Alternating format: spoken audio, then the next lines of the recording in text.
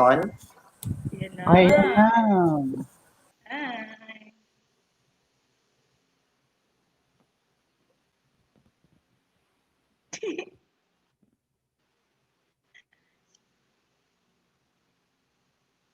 Morning, Ma'am Shari. Can we start now? Good morning.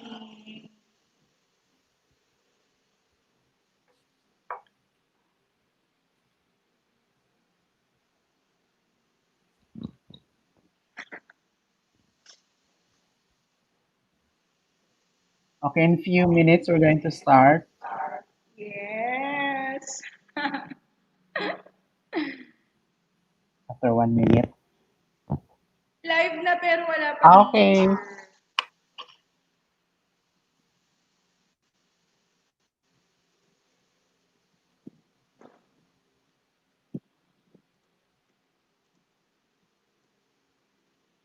Okay, good morning. Good morning, everyone. Magandang umaga po. Pasay City East High School teachers.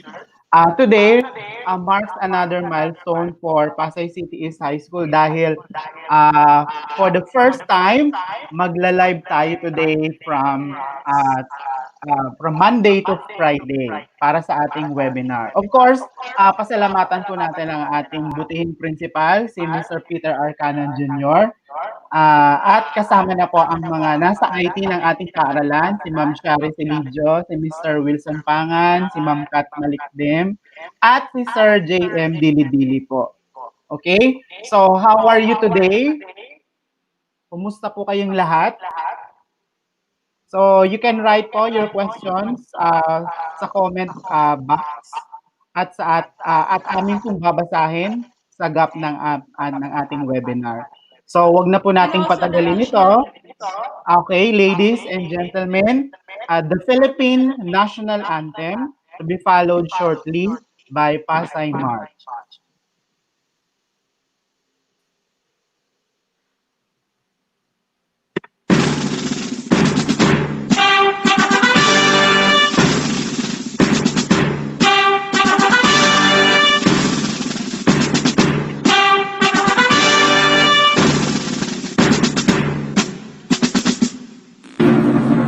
Bayang magiliw, dapat ang silanganan. Alam ng puso, sa dibdib mo'y buhay. Lupang hinirang, kuya ka ng magiliw. Sa manlulupit, di ka masisingil. Sa lalat ang bundok, sa simoy at sa langit mo kamay. Ay ilang ang tundaan, awit sa paglayang tinawag. Ang kisap ng wakas, mo'y nabuhay na hihigit. Ang bituin ng harap, yatay ang pagpapalipatigil. Parang araw ng maraming pagsitang, mayayakit sa likod. Ang ligaya naman may mamagin, malamatay ng dahil sa'yo.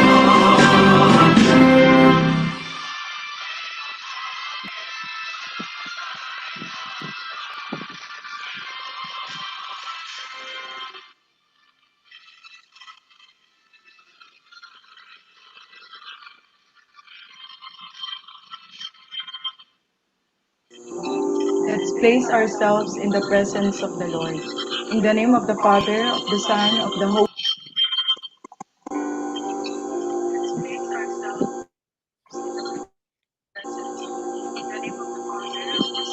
Dear God, we offer everything to you during this web. May we ask for your blessing and divine providence that the activities set for this undertaking be successful and effective. May we also retain the invaluable knowledge and learning experiences that we derive from this activity for actual application when we leave this webinar. We pray that you bring committees in charge, that they fulfill their tasks responsibly, that the objectives set may all be achieved.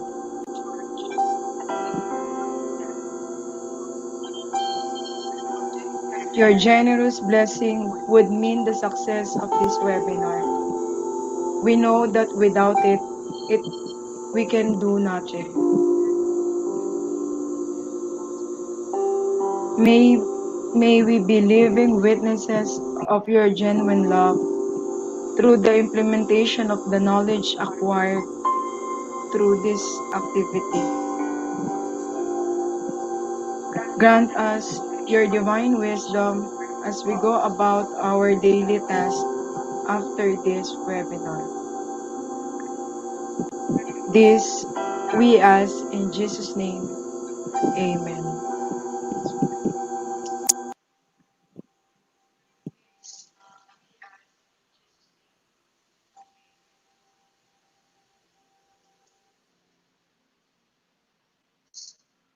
Okay. So he's always been one of the driving forces of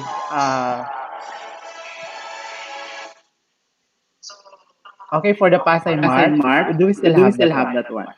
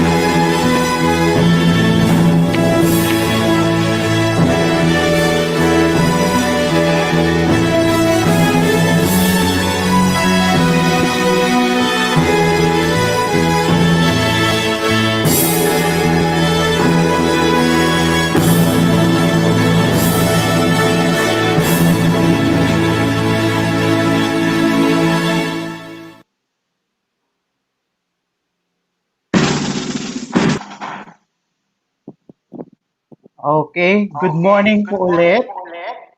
For those who have just tuned in sa ating live webinar today, magandang umaga po. So just sit back and just get your notebooks and jot down something.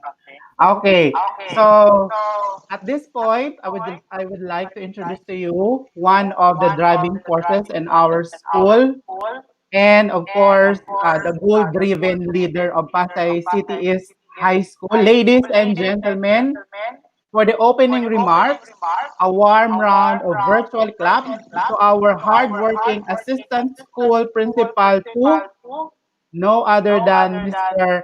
Ruel Santero for the opening remarks.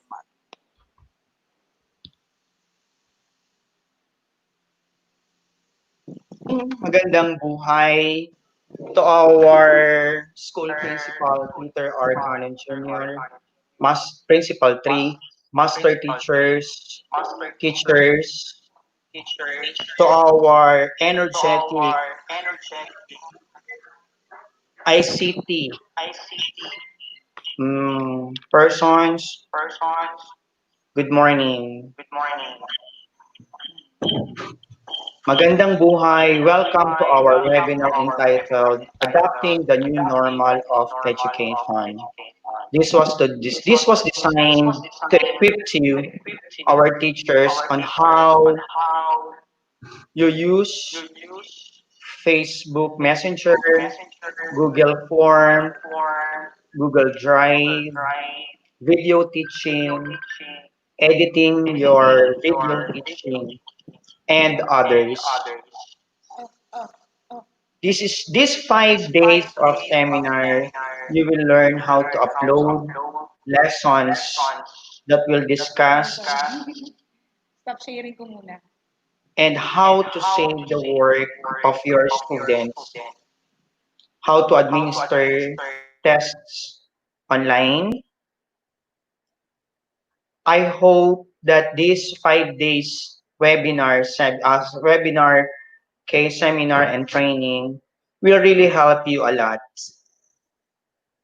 Enjoy your 5 day seminar that will learn you a lot aside from the seminars that you have attended on the 5 day webinar on the five on other webinar that you have attended. And this will help you a lot. So again, some people or some of us will say, webinar na naman. Wala nang ginawa kundi mag-webinar. So this is a challenge to all of us that we have to embrace the challenges or the new normal in the system of education. So this will gain you a lot, and at the same time, it will help our learners to cope with the new normal. So I am appealing to each and every one of you to please take notes, write important things that will help you. Always think positive. Get away with all those negative vibes. It will not help. It will not help us to grow professionally, physically, mentally, spiritually.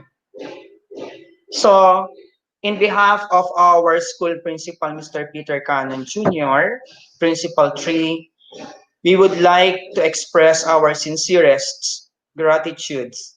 And we are very, very thankful to the Lord Almighty to have the people around to make this webinar successful. To Ma'am Shari Marie Selijo, Sir Joe Marie Dili Dili, Mr. Mateo Obias, Ma'am Katrina Malikdem, Mr. Wilson Pangan, congratulations and thank you for your effortless and your meek and humble heart to make this webinar successful for 5 days. May Almighty God bless you. Mabuhay ang mga guro ng Pasay East. Mabuhay kayo. Maraming maraming salamat sa inyo. Thank you. Thank you so much, sir, for the warm welcome. So for the past few months, we already attended several webinars, as what Sir Santero mentioned a while ago. So preparing us for the new normal classes. Sabi nga ni Secretary Briones, this is not the new normal at all. Because blended learning, flipped classroom, open education were introduced way before this pandemic hit us. So, but the thing is, we are not fully into it now that we have the opportunity to engage ourselves. So, we have to embrace it fully. So, to walk through to what will happen for the next few days, I would like to call in one of the LRMDS focal persons in our school. So, let us all welcome and give her our virtual clap. Ladies and gentlemen, Miss Shari Marie Silidio for the preliminaries and introduction. Take it away, ma'am. Morning. Thank you, Sir Obias. Good morning, everyone. So before I discuss the introduction for our 1 week webinar, let me share you the preliminaries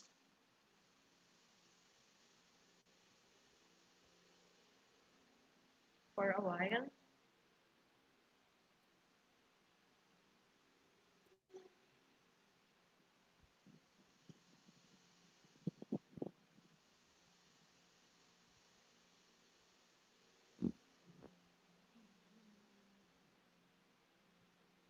Sorry, I'm having a technical problem. For a while lang.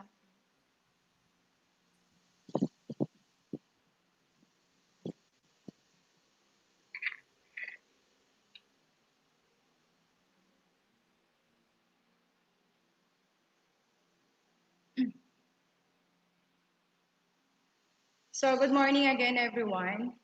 So the preliminaries are indicated the house rules, the objectives, the rationale, and also the matrix for the 1 week webinar. So yung house rules natin is number one is to make sure that you have a stable internet connection so that you will not miss important portions of the event. So since nasa YouTube tayo, may recorded video naman to. Pag nagkaroon ng intermittent connection, you can rewatch, you can review your our webinar. So number two, you can ask questions or additional inputs through YouTube and Facebook chat or comment section. Number three, take down notes to help you remember key points from the webinar which you think will be beneficial to you. So the number four, provide feedback to let the host or the speaker get an understanding on how the webinar turned out. So yung last, enjoy the webinar and also thank you. So the objectives of the 1 week webinar is per topic. So the day one is the introduction. So to recognize the different platforms, the PowerPoint, the applications, LMS or the Google Classroom and the Google Drive. And also to discuss how and where to locate the platforms needed for the online teaching. In the day two, PowerPoint. So to create presentation more interesting using multimedia and sorry, multimedia can help to improve the learner's focus. In the day three, instructional videos. So we're going to create your own instructional videos. This is to to produce and utilize an instructional video from different applications. For the Day 4, the Google Classroom, to create an account for the utilization of the learning management system and to organize classroom management for the school year 2020 to 2021. And for the last day, the Google Drive, we're going to manage your own Google Drive. So the rationale of this webinar is an online teaching or learning. It is an education that takes place over the internet. It is often referred to as e-learning, among other terms. However, online learning is just one type of distance learning. The umbrella term for any learning that may takes place across distance and not in the traditional classroom.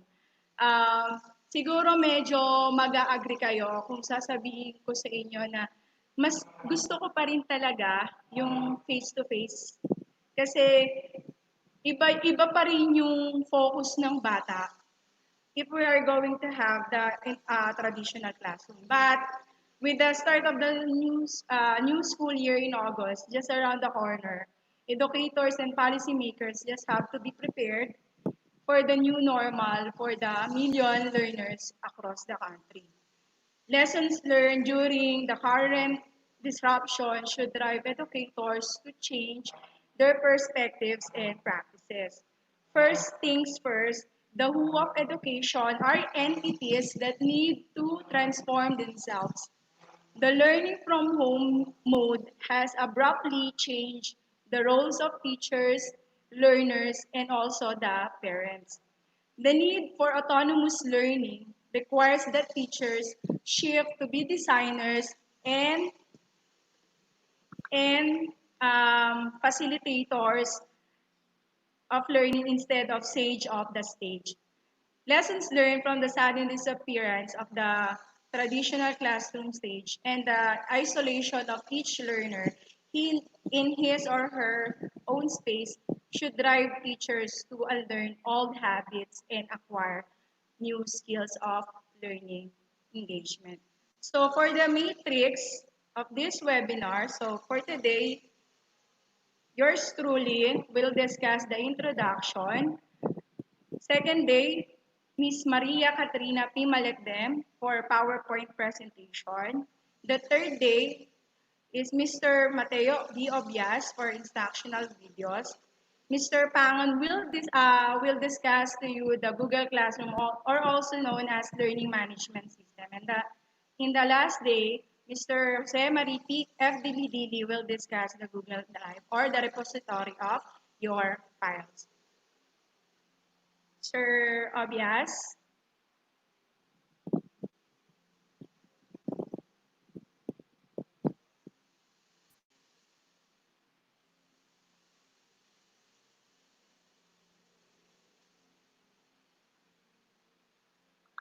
Okay, thank you so much, Shari. So that's it. So we will not keep you for long today. Pero I'll be mentioning po muna yung mga schedule natin later. So we'll not keep you long today. We hope we will see you tomorrow and for the coming days. So I know some of you are still busy doing your tasks and preparation for the non face-to-face classes, which will start on August 24. So I know we can do it. We can do this all together. So for the schedule, tomorrow the webinar will start around 1 o'clock to 3 p.m. Tuesday because of to give way to the recognition virtual recognition day. And then for Wednesday, Thursday, and Friday, so the same time 12. 9 to 12. If we'll finish earlier, the better. And then uh, you just have to take note that you will be requested to produce an output which will be submitted on Monday. So this will be an integration of all the learnings that you will be getting from this webinar. Because tomorrow we'll start with PowerPoint. So all the basics of PowerPoint. For those who have already mastered the PowerPoint, so no problem. Ang concern po natin dito ay syempre, yung mga kasamahan natin na medyo nangangapa pa sa PowerPoint. Baka sabihin nyo, ano ba yan? PowerPoint naman is very basic. So, Correct. kung marunong na po, very good po. Pero of course, we'll be giving a chance for those who have not mastered the PowerPoint. At tapos yung mga iba pang mga gamit po ng PowerPoint. And then, for the for Wednesday, of course, video teaching or video instructions. So I was given the privilege to discuss this with you. So video teaching, and of course, for the fourth day, the Google Classroom or the learning management system. Ito yung pinupush ng iba na gamitin, i-maximize daw po tong Google Classroom because of this is very user friendly. And then of course the last day, nasabi ni Mishari, yung Google Drives, yung repository ng ating mga instructional video. So, paano po yung output natin? So, ang gagawin lang naman po natin, integrate natin siya. Say, for example, gagawa tayo ng video teaching lesson, 6 to 10 minutes or 10 to 15, sabi sa DO. Gagamitin natin yung PowerPoint. So, tuturuan ko naman kayo kung paano mag-record. So, gagamitin natin yung PowerPoint. And then, pag nakagawa kayo ng video teaching, ilalagay naman natin siya sa Google Classroom. Okay? So, i-attach natin doon. Ituturo naman yan ni Sir Wilson. And then, i-share naman, pwede natin siyang i-share sa ating Google Drive. So, parang connect-connected sila. Connect-connect sila. So, ngayon, on Monday, so, dahil gagawa kayo ng sample, i-share nyo ngayon sa Google Drive na care of Sir Dili-Dili. So, lahat ng mga outputs ninyo doon ay ilalagay. And then you'll be receiving, of course, if you complete this webinar series, so you'll be getting a certificate at the end. So, parang ito na rin yung natin. Diba parang usually, summer, nagkakaroon tayo ng inset, parang gano'n. So, this time, virtual siya. So, we will not be keeping you for so long. So, ito yung parang opening ng natin ng webinar. So, tomorrow, yes, meron pa yatang sasabihin si Miss Shari. So, tomorrow we're going to start with PowerPoint presentation. Yes, Miss So, Shari? I have prepared a pre-recorded video about the introduction for today. So, um, it discussed the one week webinar. So, ipi-play ko na. This is a pre-recorded video. So, makikita nyo yung picture ko together with the audio and also the presentation that I have prepared.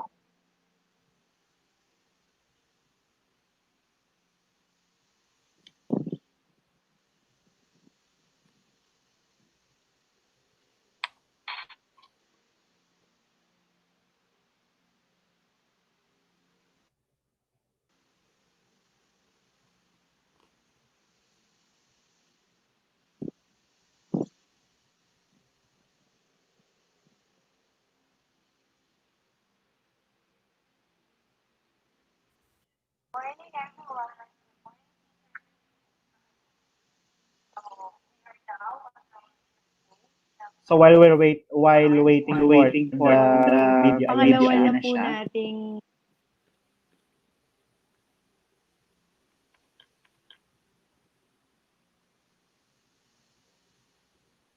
nagko-conduct ng webinar sa school. Pero this time around, iba po yung i-discuss namin. It is more on online approach. So, the title of our webinar is Webinar on Adopting the New Normal of Education. The theme of this is Threading Educational Challenges through the use of technology advancement. Since online siya, yung mga application na gagamitin natin is para siya sa online classroom natin. Since online approach tayo for the school year 2022 to 2021, so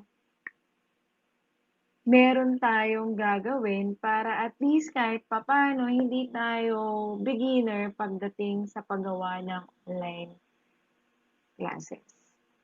So, ano ba yung mga gagawin natin?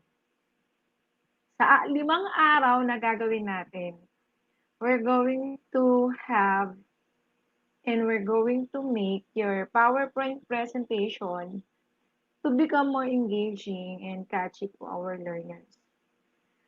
Apply yung presentation mo, yung ginawa mo presentation to the different video editing tools for our 21st century learners. After that, you're going to use platform that enable us to utilize all of our instructional videos or presentations. Yung gagamitin natin is what we call elements or learning management system. Pagkatapos nun, we're going to use Google Drive for our repository of files. We're going to upload, we're going to share the files they need to our learners. So, yung online learning has its own advantages. Developing lifelong abilities such as being proactive and time management. Spending more time outside your classroom and learning on your own time. But oftentimes, online learning setting can seem intimidating to learners who haven't tried it yet.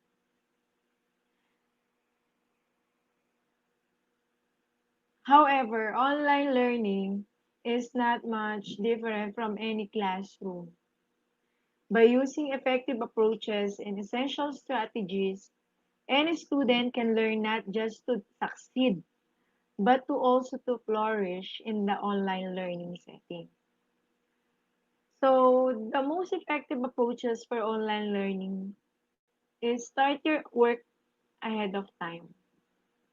In an online class, especially for those beginners, there might be technical dilemmas to overcome. You need to take the risk of such difficulties into consideration and offer yourself time to familiarize to new hardware and software. Apart from that, you need to provide your instructor or instruction a significant amount of time to answer your queries. Further, arranging phone conversations and exchanging emails takes time. Therefore, you can expect that you will face some difficulties when finishing the class. Communicate with your learners on a regular basis. Using and opening such lines of communication will benefit you both during and after the course or the class. Throughout the class, it is essential to ask questions with the assignments when vague and deliberate bigger assignments like research papers. You can make use of the manner of communication chosen by your chosen by you, but do not shrink from those conversations. Thus, building a working relationship with the students or the learners is important for widening your professional network and creating a list of references you can utilize for future career purposes. And also commit time to your class. Online classroom are striking too many learners as they provide flexibility, especially for those with demanding personal or professional responsibilities. However, this flexibility can lead students into distress.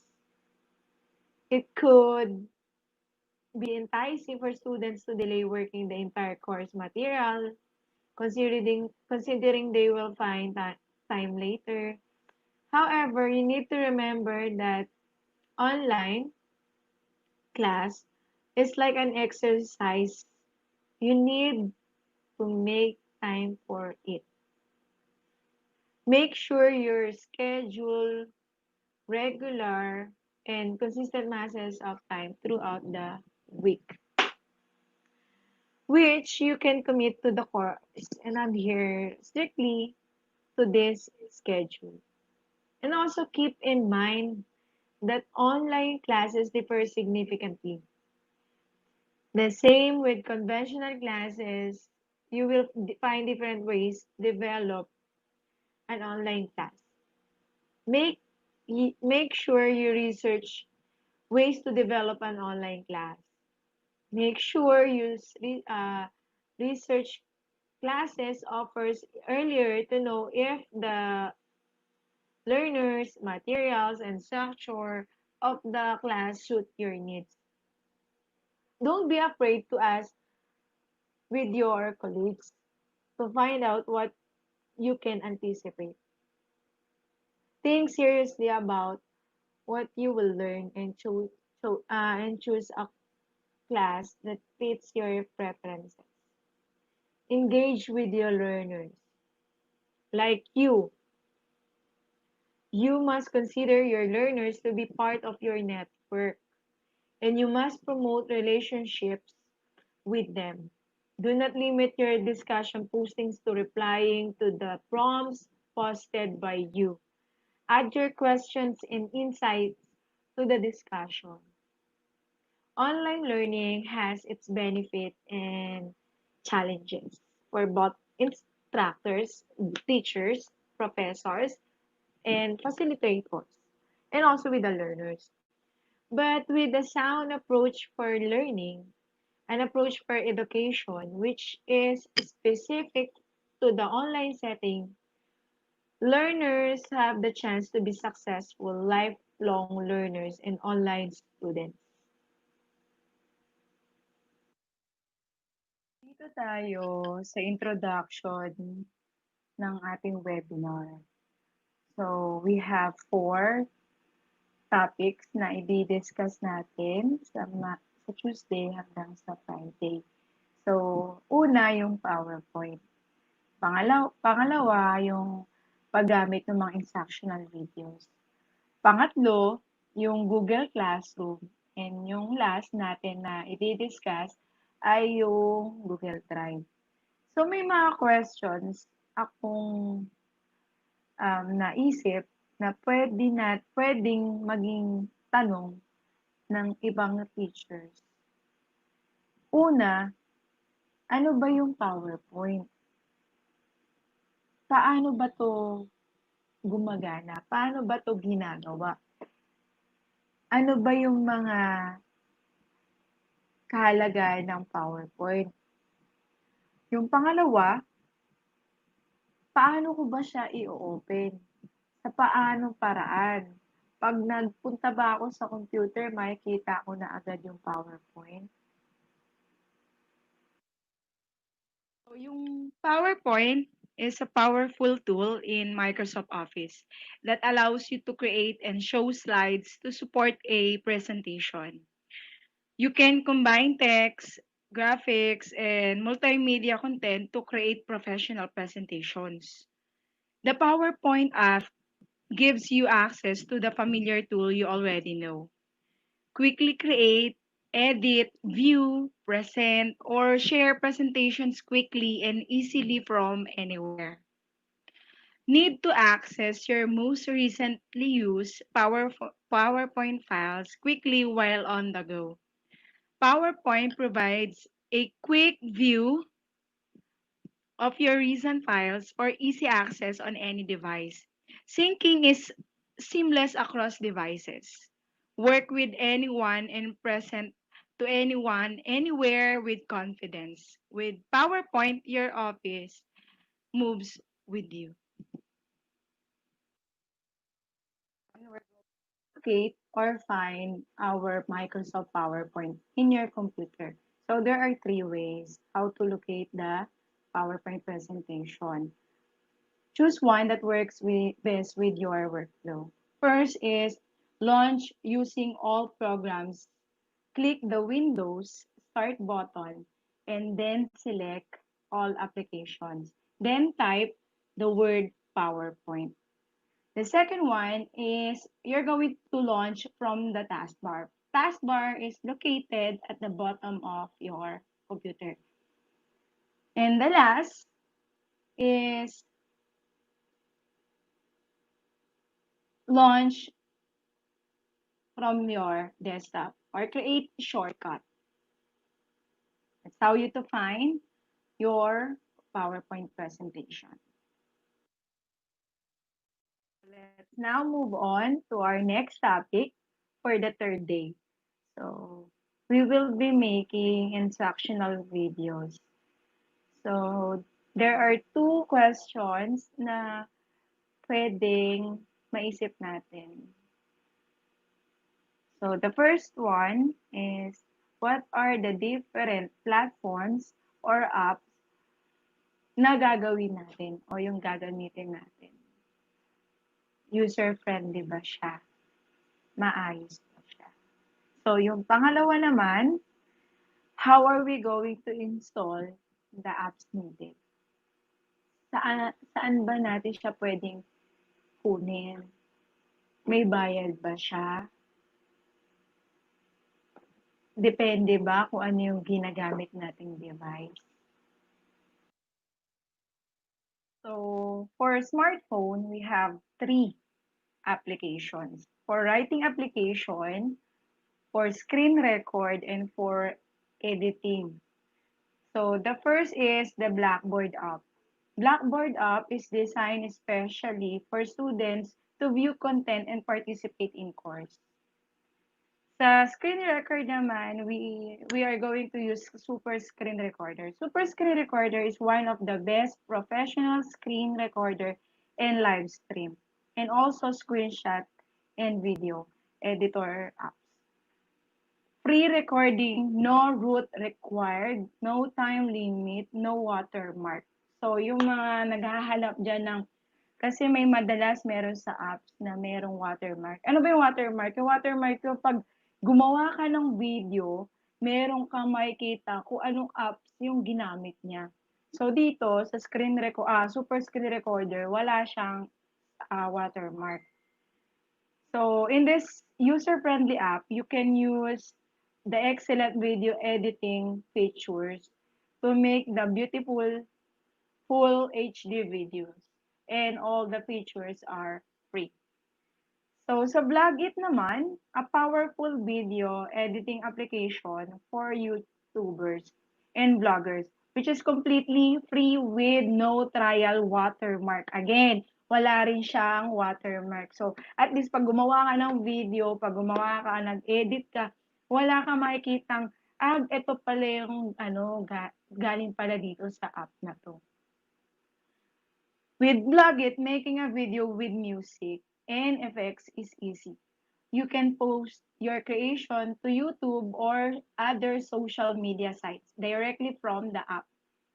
You can even create a custom YouTube thumbnail to upload with your video and blog it. So sa InShot naman, it is a best free HD video editor and video maker with all features. Trim and cut video or movie, blur, background, and no crop. Add music and video effects. InShot, top movie maker and HD Pro video editor with music, helps you create video with ease. Edit video for YouTube, Instagram, TikTok, Facebook, Messenger, WhatsApp, Twitter, and etc. So for laptop, desktop, computer naman tayo. So we also have three applications. For writing application, we have Viewboard.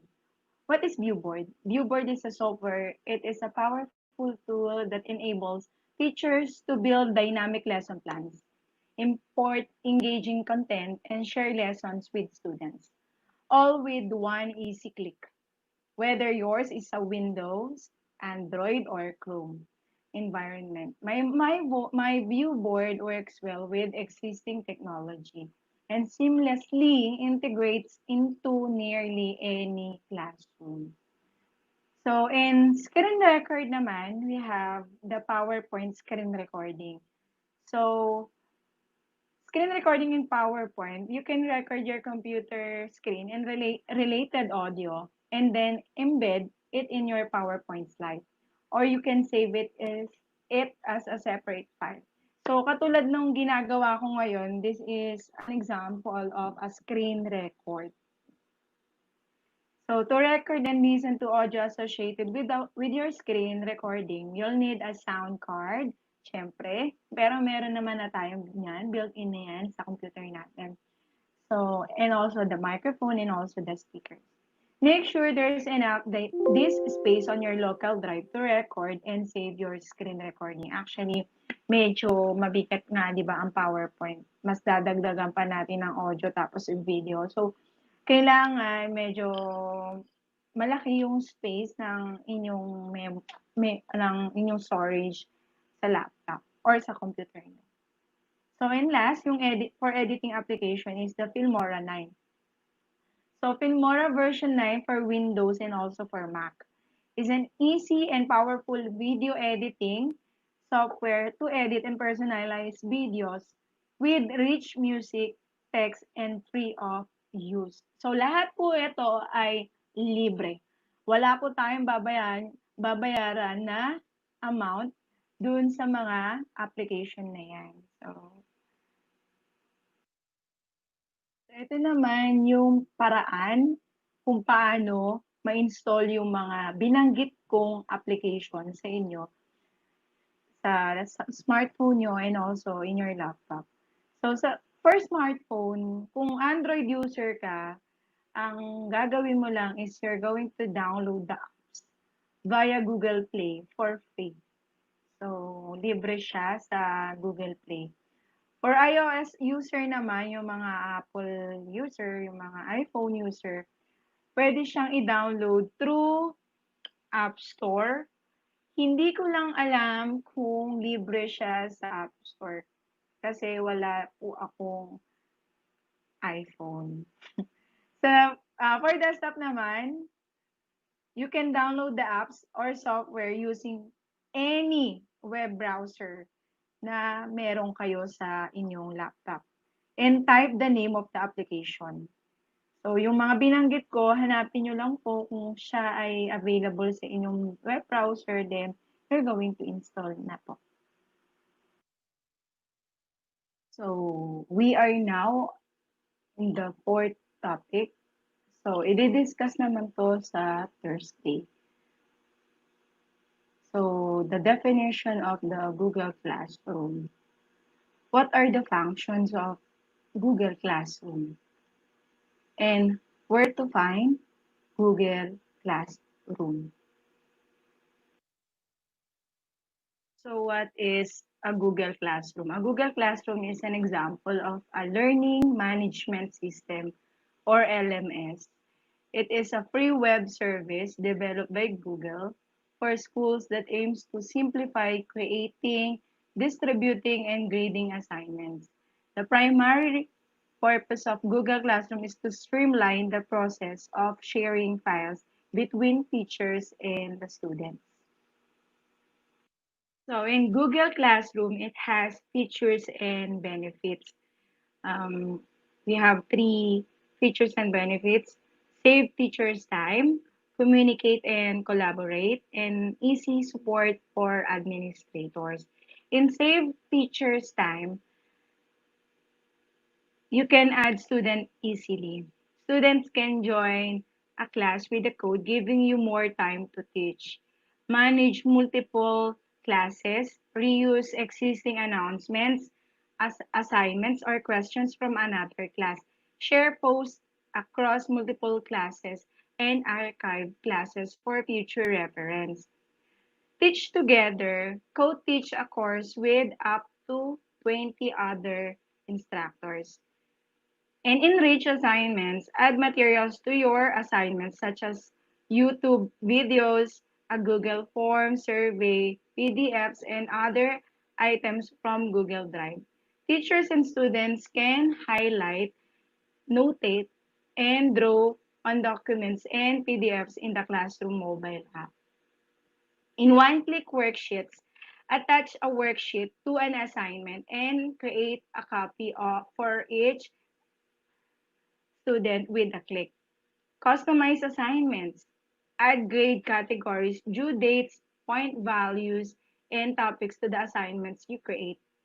Individual assignments. Teachers can post work and announcements to individual students in class. So, in preparing in advance, drop announcements, assignments, and questions or schedule them to post at a certain time. Quick exit tickets and polling. Post a question to students, then view results within Classroom. In customize your classroom graphics, change the default color or theme for your class. Sa keep resources naman in one place, you can create a topic for key resource so students can always access materials such as a sign-up sheet for office hours, a class syllabus, or an online text. In Keep Students Organized, Classroom creates a Google Calendar for each class and updates the calendar with work and due dates. Student can also view upcoming work with a click. Keep teachers organized. Review student work including assignments, questions, grades, and previous comments. View work by one or all classes and sort by what needs reviewing. In Keep Classes Organized naman, teachers can organize the classwork page by creating topics that can be easily reordered. So in customized grading, you can choose a grading system, create grade categories, and see all your grading for a class on the grades page. Sa grade quickly and easily, sort students, see who's turn in work, and add feedback, draft grades to share later, or return graded work to all students with a click. Plus, add annotations and visual feedback to student work in the classroom mobile app. So second to the last is the transfer grades. Export final grades to Google Sheets or to a CSV file for upload elsewhere. You can also push grades directly from Classroom to your student information system or SIS if you participate in the beta program. So yung last, integrate other favorite teaching tools. Sync your existing classroom classes with partner applications kung meron ka pa. Another. So, in communicate and collaborate, access anytime, anywhere, access Classroom 24/7 on the web or via the Android or iOS, sorry, in Classroom mobile apps. So, in real-time feedback, view, comment, and edit student work in real time in the Docs grading tool. Annotate student work in the Classroom mobile app. Create class discussions on the stream page, like nung tinuro sa atin last June 29 do sa division na webinar. Meron siyang diniscuss na stream page. You can post announcement, engage students in question-driven discussions, encourage them to reply to classmates, and move important topics to the top. Manage class discussions. Control who can post to the stream page and mute individual students from posting or commenting. In share content naman, you can share links, videos, images from websites to Classroom with one click in the Share to Classroom extension. Sa push content to students' screens, you can push websites instantly to a class with the Share to Classroom extension. Students can also share their screens with their teacher. And yung last is communicate with guardians.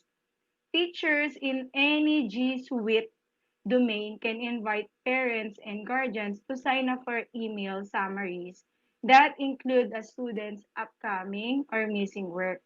E- Easy easy for you to handle yung mga students pag nandyan yung mga guardian or yung parent nila.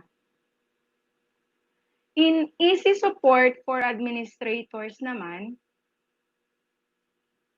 we have the affordable and secure. Like all other free G Suite for education services, Classroom contains no ads and never uses your content or student data for advertising purposes.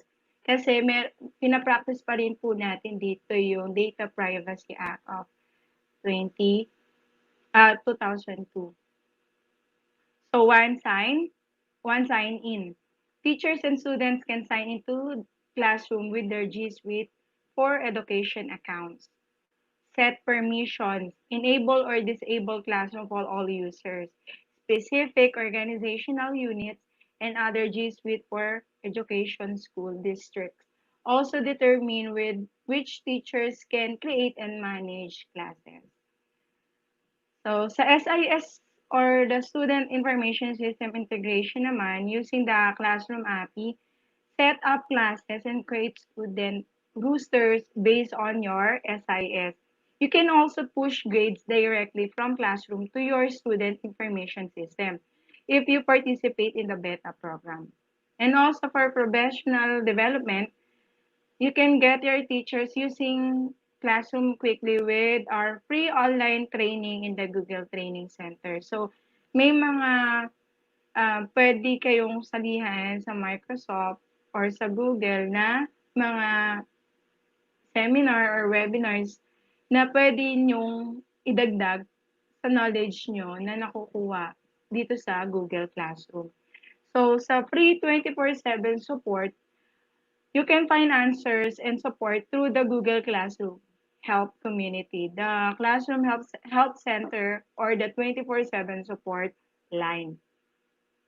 In personal data protection, Classroom is covered under the core G Suite for Education Terms of Service, which includes Family Educational Right and Privacy Act of 1974 or FERPA compliance. Admins can decide if domain users can grant access to their classroom data to third-party applications. Then yung last, yung classroom user metrics. Administrator can view classroom usage reports in the admin console. So yan yung mga to Google Classroom. So open your web browser, preferably Chrome browser. So type google.com in google.com. So, may makikita kayong sign in. So, magsa-sign in kayo gamit yung DepEd account nyo. So, yung akin is sharimaria.silidjo@deped.gov.ph, and also type your password.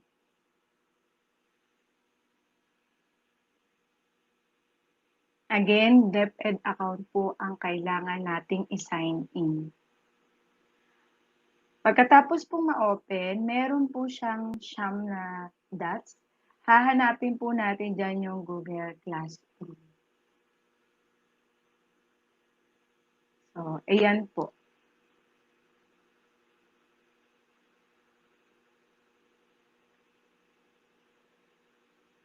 And also pick I am a teacher.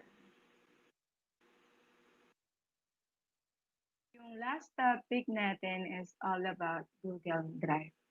So, the definition, the functions of Google Drive, and where to find the Google Drive. So, i-discuss po yan sa Friday. So, a Google Drive is a file storage and synchronization service developed by Google.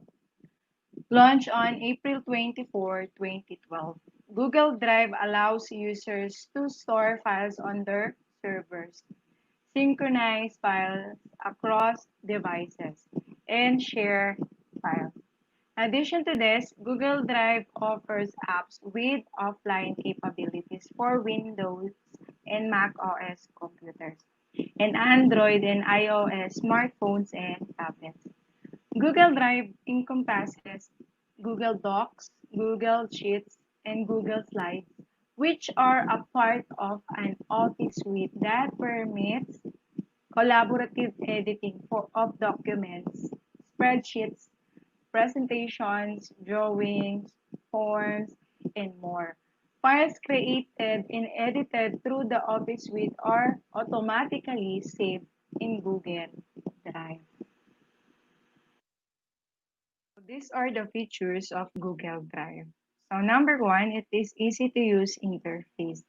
As soon as you log in, you're greeted with your most recent documents on top of the page, a list of all your folders just below that, and a simple navigation to the left that lets you create a document, view shared folders between computers, view documents shared outside of your personal drive, see recent, starred, or deleted documents, and all of that can be done in just one simple click.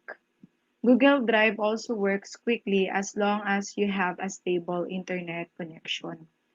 The cloud-based program won't lag and will keep up with your keystrokes and clicks.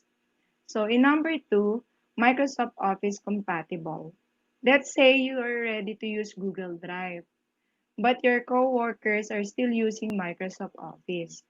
Fortunately, this won't affect either party involved. You can open Microsoft Word or Excel documents in Google Drive, and you can also convert your Google documents to Microsoft versions as well. So you'll be able to open and use these files without any trouble, and so can your teammates. Speaking of which, sharing with your coworkers is also really easy to do with Google Drive. So in number three, share your files using a custom link. Each file or folder in Google Drive has its own sharing link and the ability to customize who has access to it.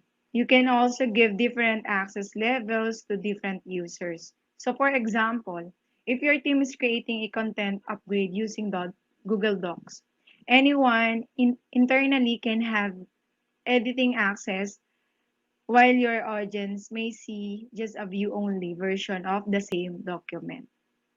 This allows your team to make edits if needed and also protects the document from being changed unintentionally by someone outside of your company.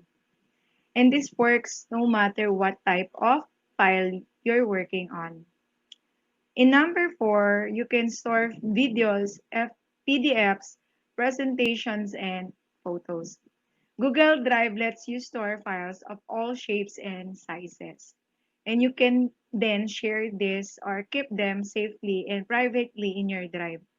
The choice is yours. Files attached to emails can also be saved straight to Drive, which means you can keep important attachments organized and right where you need them. And they'll be kept safe thanks to this next benefit. SSL encryption. What is SSL? SSL stands for Secure Sockets Layer Encryption. According to Google, your drive is also protected using the same SSL encryption standard on both Gmail and their other services. There's one drawback here, which happens to be on the up on the cons list. So I'll go over that shortly, but we'll still have a few more perks to consider first. In number six, apps and templates give you plenty of options.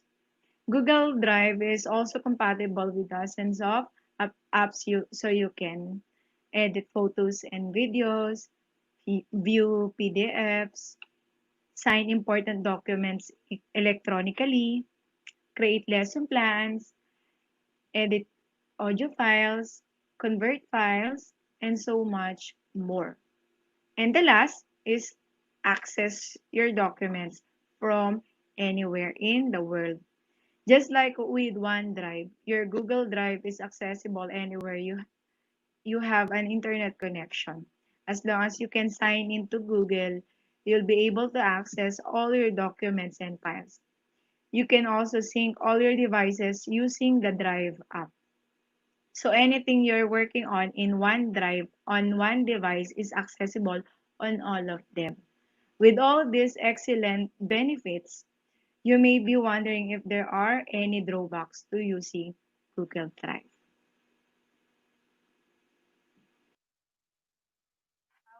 Go to Google Drive.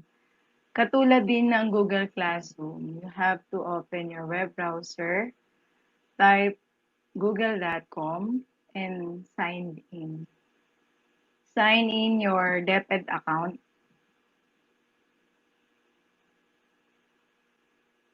Wag po natin kakalimutan yung DepEd account natin and also your password.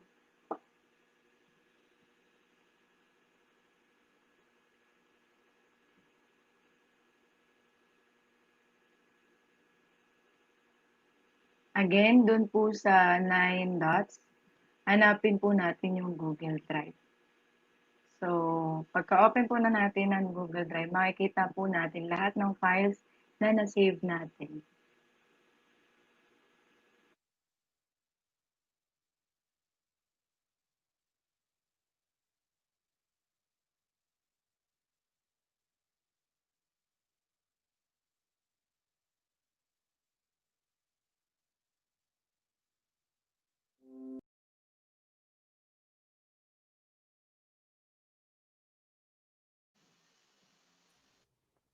Okay, tapos na. Okay, thank you so much, Miss Shari, for the walkthrough of the activities that we're going to engage this week. Okay, so I know for some, the shift to a new normal classes is a challenge, really. But we have to remember that all of the efforts that we are putting into this is for our learners. So we also have to admit that along the way, we're also learning. We're learning a lot. Lalo na sa uh, information technology aspect. So it's a good sign that we're also really adapting to the new normal. So that's it. So to finally close, I would just like to extend our appreciation to all of you for sharing your time with us. So we're expecting to see you tomorrow again, 1 o'clock to 3 o'clock, and then for Wednesday, Thursday, and Friday, 9 to 12. So if you have Oo, a kasi comment and suggestions po, you can comment sa ano natin, sa comment box para ma-address po namin next time. So for may mga nakita po kaming mga comments na mahina daw po yung video. So if you are directly clicking the link po for the YouTube, pag may nakita po kayo doon na mute, i-unmute nyo lang po. And then, better na you can use your headset po para marinig nyo. Kasi sa ibang ano naman po, sa ibang uh, cellphones or laptop, naririnig naman po si Miss Shari. So maybe hindi lang siguro po yung distribution ng ating mga signals ay hindi ano siya, hindi pare-parehas kaya mahina po sa iba. Pero sa iba naman po okay naman siya. So when you are directly clicking the link po, unmute nyo lang po yung ano doon, yung parang button. And then use your headset para marinig nyo po yung sound o yung video. And then, naka-flash na po dyan yung attendance natin for day 1. So, please log in there para ma-record po natin yung, ma-record po yung attendance nyo for today. So, anything, Ms. Shari, may announce ka po ba? Kasi tomorrow, no, kaya 1 to 3 o'clock, kasi meron po tayong recognition. So, mag-start siya ng 8. So, baka kasi hindi umabot yung oras natin for tomorrow's webinar. So, minove po namin ng 1 to 3. Okay. Pero bukas lang naman yon. Magsimula naman sa Wednesday to Friday. Balik tayo sa oras natin na 9. Okay. Thank you so much. Okay, that's it. So, ito na po ang end ng day 1 natin. Hope to see you tomorrow again, 1 o'clock to 3 p.m. Bye po!